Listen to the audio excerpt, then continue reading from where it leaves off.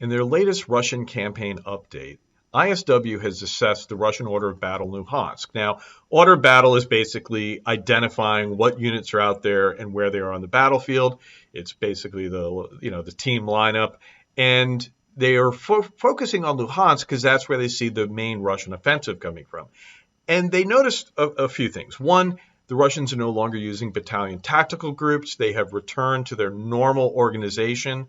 And a battalion tactical group, you would take a battalion out of a regiment and form it for an ad hoc arrangement.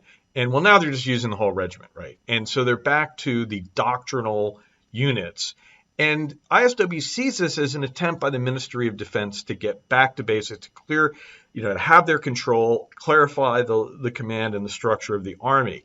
ISW assesses that it's not quite going to give them as much of a punch as they think it will, or they might hope it will in the Russian army, but they're seeing that. They're also noting that as they're able to now identify units more reliably, ISW is getting a better sense of what is there in the Russian army, and they noticed that there aren't as many armor units, right? They haven't been able to reconstitute a lot of the armored units that they had before the war. So ISW's assessing that Russia has lost about half its armor strength.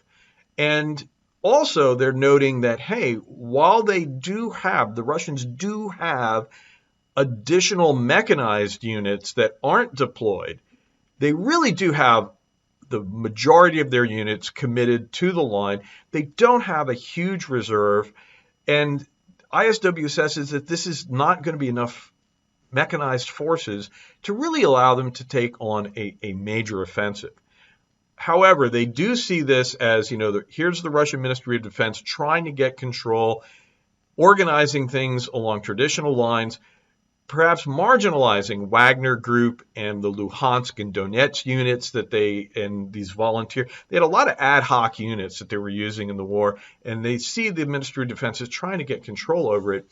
But again, the lack of armor, the lack of available reserves, even though there's one division out there that ISW can't find, they still say, look, they just don't have what it takes to get a major offensive going here.